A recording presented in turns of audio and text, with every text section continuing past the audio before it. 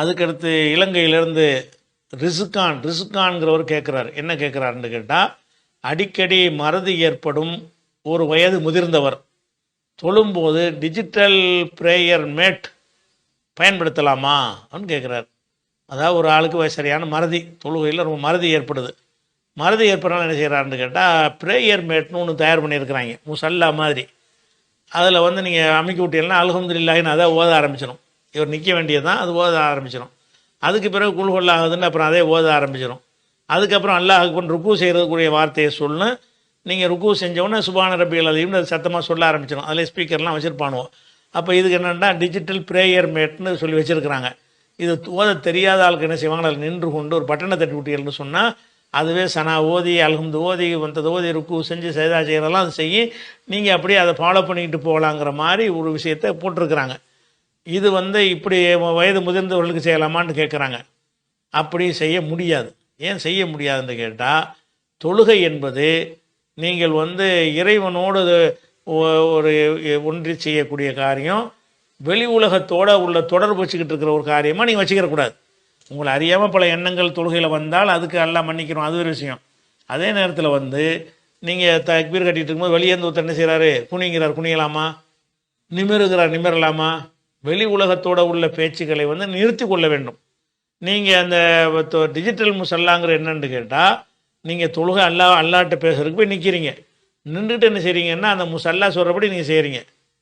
அதுக்கு தொழுகை கிடையாது. தொழுகை இல்லாத ஒரு ஒருத்தன் டேப் ரெக்கார்டில் பேசி வச்சுருக்கிறான், அந்த குரலை கேட்டு நீங்கள் என்ன செய்கிறீங்க, செயல்படுறீங்க என்று சொன்னால் அது தொழுகையுடைய அந்த மெத்தேடு, அந்த இஹ்லாஸு அதுக்கெல்லாம் மாற்றமாக இருக்கிறது. மறதி வந்தால் என்ன, மறதி வந்தால் மறதிக்கு உள்ள சைதா சவு செஞ்சுட்டு போக வேண்டியது தானே. மறதி வந்துச்சுன்னா எதுக்கு எந்த அளவுக்கு ஞாபகம் இருக்கும் அந்த அளவுக்கு ஓத வேண்டியது தானே. பெரிய பக்கரா சூறா அளவுக்கு ஒரு ஞாபகம் வரலன்னு சொன்னால் சின்ன சூறாக்கள் குல்ஹுல்லா சூறாவுக்கு மறதி வந்துட போகுது, அதை ஓத வேண்டியது தானே. மறதி வந்துச்சுன்னு சொன்னால் மறதிக்கு ஏற்றவாறு செஞ்சுக்கிட்டு அவர் ஓதணுமே தவிர, அவரை வேற ஒரு ஆள் இயக்குறாருன்னு சொன்னால் அவர் அல்லாவுடைய இதில் ஈடுபடல. இல்லை, நீங்கள் உதாரணம் இந்த டிஜிட்டல் முசல்லா விட்டுருங்க. நீங்கள் மறதியான ஒரு ஆளை நீங்கள் தொழுகை தக்பீர் கட்டிட்டீங்க, ஒன்றுமே உங்களுக்கு தெரியாது.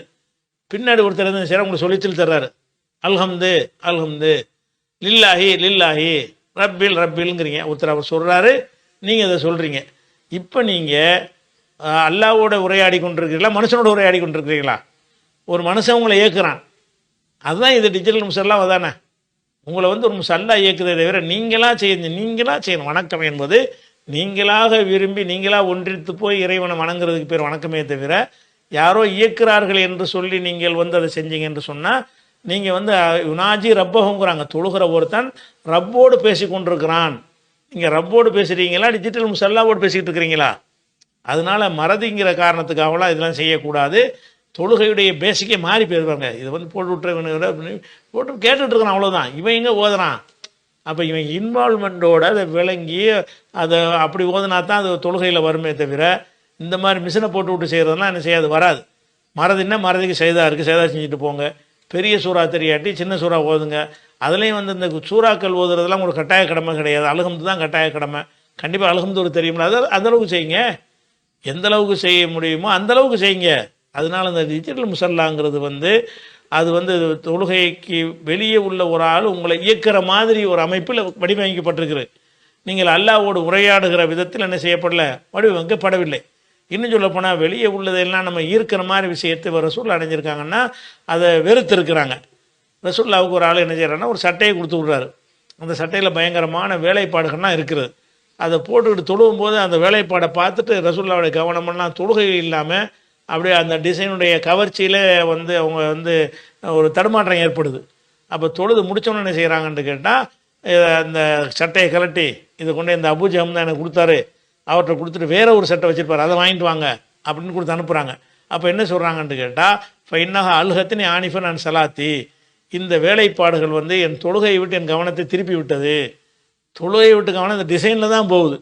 அப்போ உங்கள் டிஜிட்டலில் தான் போகுமே தவிர உங்களுக்கு தொழுகையில் இருக்காது. இது புகாரில் வந்து 752, 5817, 373 ஆகிய ஹதீஸுகளில் புகாரியில் இந்த ஹதீஸ் இருக்குது. அதே மாதிரி என்ன செய்கிறாங்கன்னு கேட்டால், ரசூல்லா தொழுதுகிட்டு இருக்கிறாங்க, வீட்டில் வந்து ஒரு ஸ்க்ரீனில் ஒரு வேலைப்பாடு உள்ள ஒரு ஸ்க்ரீன் தொங்குது. அதை பார்த்தோம் ரசூல்லாவுக்கு வீட்டில் தொழுவும் போது கவனம் வேறு மாதிரி போகுது. அந்த வேலைப்பாடு வந்தோன்னு என்ன செய்ய, கவனமெல்லாம் அப்படி செதறி வேறு மாதிரி கற்பனையில் ஓடி போகுது. அப்போ ரசூல்லா என்ன செய்கிறாங்கன்னு கேட்டால், தொழுது முடித்த உடனே இதை அகற்றுங்க முதல்ல. இதில் உள்ள டிசைன்கள் வந்து என்னுடைய தொழுகைக்கு இடைஞ்சல் பண்ணிக்கிட்டு இருக்குது. அப்போ இறைவனோடு உரையாடி கொண்டிருக்கிற ஒரு விஷயத்தை தடுக்குதுன்னு சொல்லி அது மாதிரி உள்ளதான் அந்த டிஜிட்டல் முசல்லாவெலாம் அந்த வகையில் தான் வரும். அதனால் வந்து அதை ஞாபகத்தில் வச்சுக்கிறேன்னா அது அது